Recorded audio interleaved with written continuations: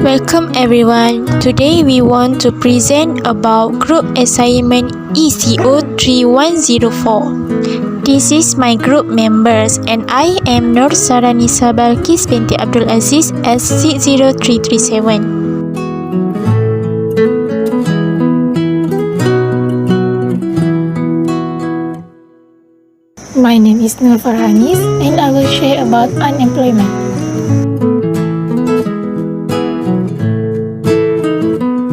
So what is unemployment? Unemployment is a person 16 years old or older who is not working, is available for work and has made specific efforts to find work during previous 4 weeks.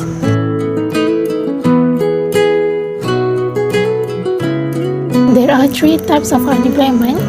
First is frictional unemployment, second is structural unemployment, and third is cyclical unemployment. Frictional unemployment is the portion of unemployment that is due to the normal turnover in the labor market, and it also used to donate short-run job or skill matching programs. Second is structural unemployment. Structural unemployment is the portion of unemployment that is due to change in the structure of the economy that result in a significant loss of jobs in certain industries. And lastly is cyclical unemployment. Cyclical unemployment is unemployment that is above frictional plus structural unemployment.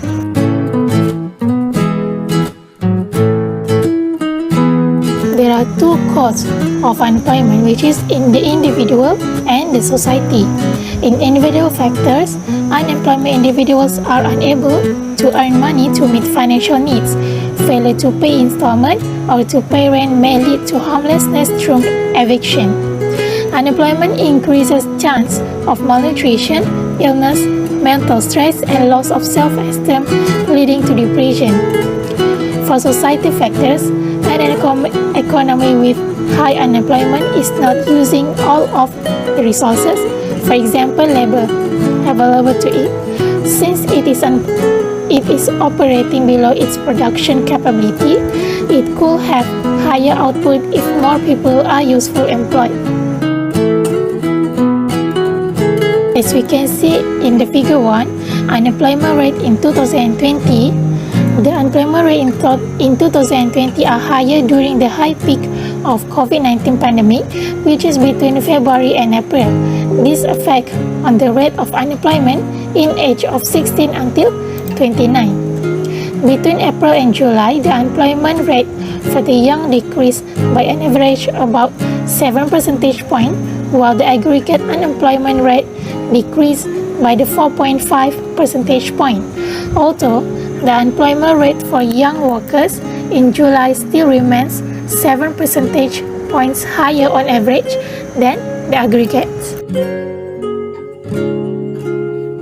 So to improve the unemployment factors, there is some solutions that we can make, which are change in the pattern of investment, second, encouragement to small enterprises as against big enterprises, third is problem of choice of technique, third is encouragement of new growth centers in small towns and rural areas, then is subsidies on the basis of unemployment and reorientation of educational policy.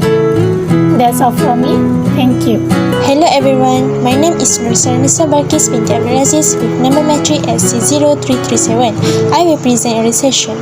First, what is recession? Recession is a macroeconomic phrase that denotes a large drop in overall economic activity in a specific area. It spans food, lost jobs, can't pay bills, and some lost their homes.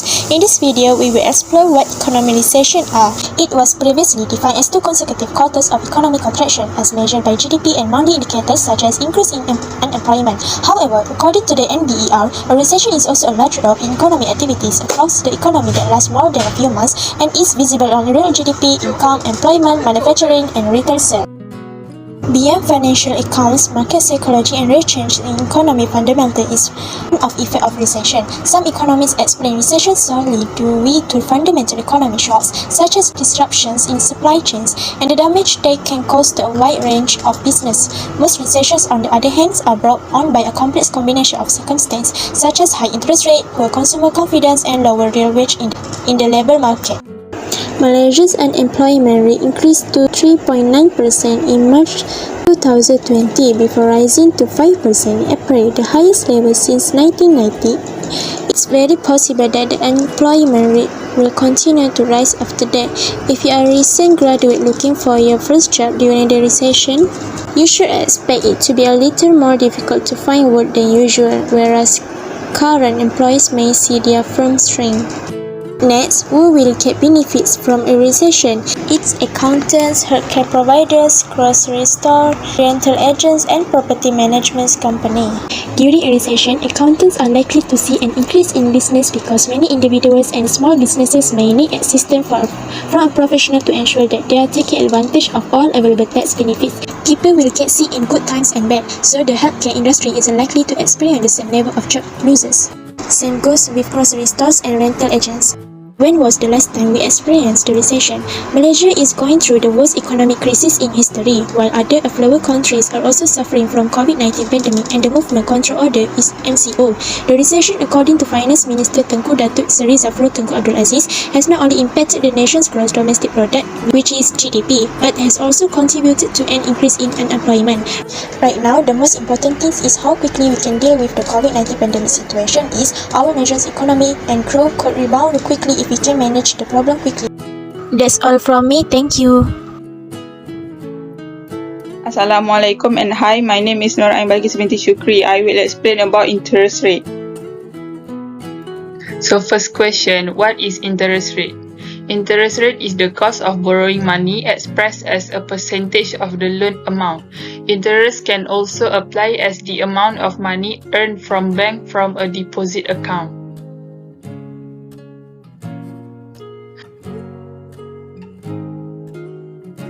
Next, what are the main types of interest? There are two types of interest. The first one is simple interest, which is interest that is paid only in the principal of a loan and not on any interest from previous periods of the loan or deposit. Secondly, compound interest, which is interest that is paid not only on the principal of a loan or deposit but also on the accumulated interest from previous periods of the loan or deposit. You must be wondering who is in charge or has the power to determine the interest rate. In Malaysia, the interest rate decisions are taken by the Central Bank of Malaysia, which is Bank Negara Malaysia. The official interest rate is the overnight policy rate, OPR. The OPR is an overnight interest rate set by BNM used for monetary policy direction. It is the target rate for the day-to-day liquidity operations of the BNM. So why do interest rates sometimes go up and down? There are so many reasons behind it, but the three main reasons is, firstly, because of supply and demand. An increase in the demand for money or credit will raise interest rates, while a decrease in the demand for credit will decrease them. Conversely, an increase in the supply of credit will reduce interest rates, while a decrease in the supply of credit will increase them.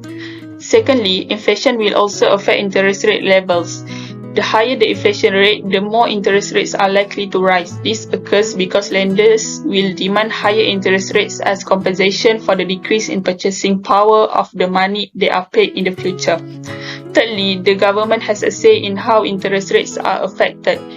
The Central Bank of Malaysia often makes announcements about how monetary policy will affect interest rates. Next is how do interest actually work.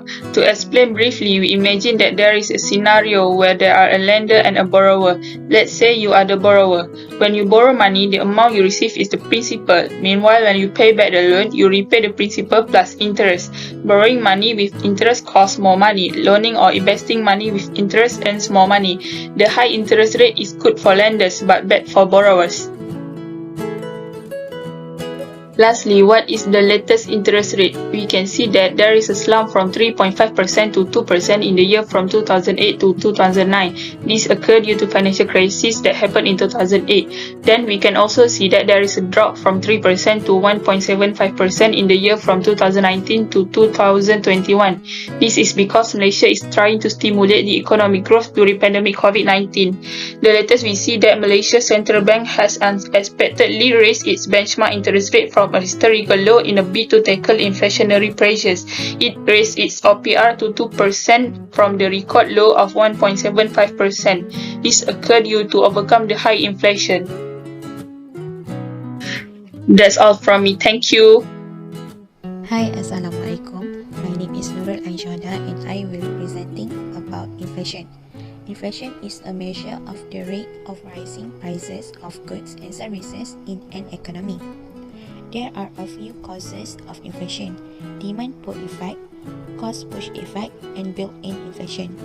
Demand pull effect refers to situation where there are not enough products or services being produced to keep up with demand and causes their price to increase.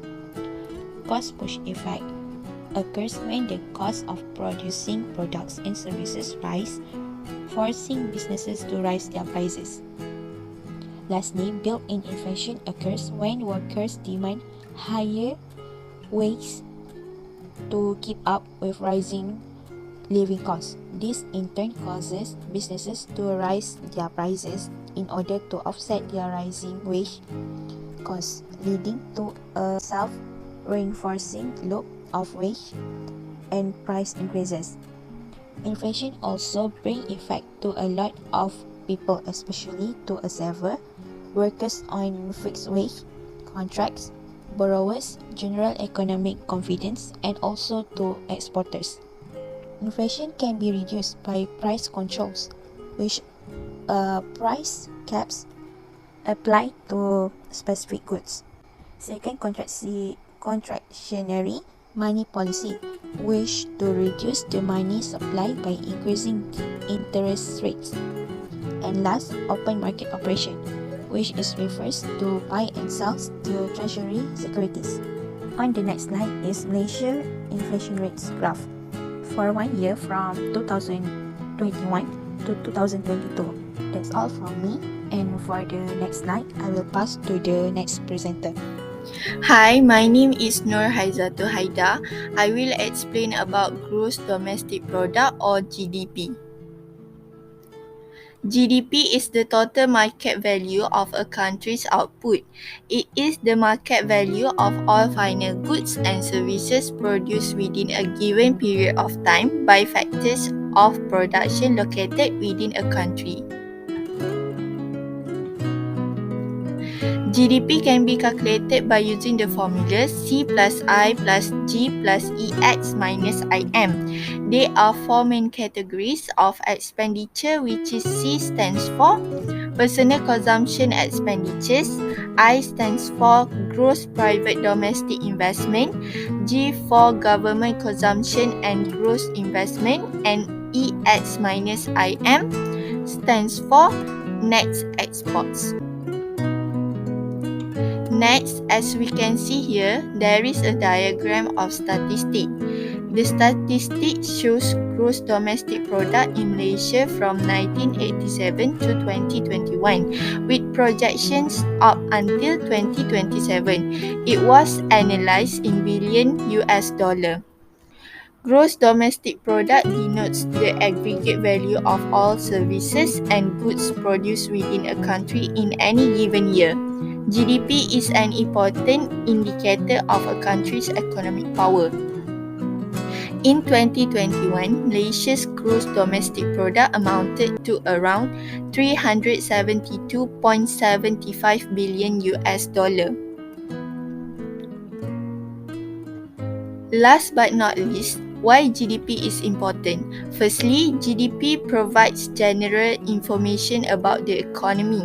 GDP tells us how much money is being spent on goods and services produced within a country over a specific time. If we compare the GDP of two countries, we can understand which one has a stronger economy and is more likely to present better opportunities for individual members of that society. Secondly, GDP measures the well-being of a country. GDP is not just about money, it also considers the quality of life in a country. For example, if there is an increase in GDP due to an increase in the production of low quality goods and services, that doesn't reflect well on the overall well-being of the society.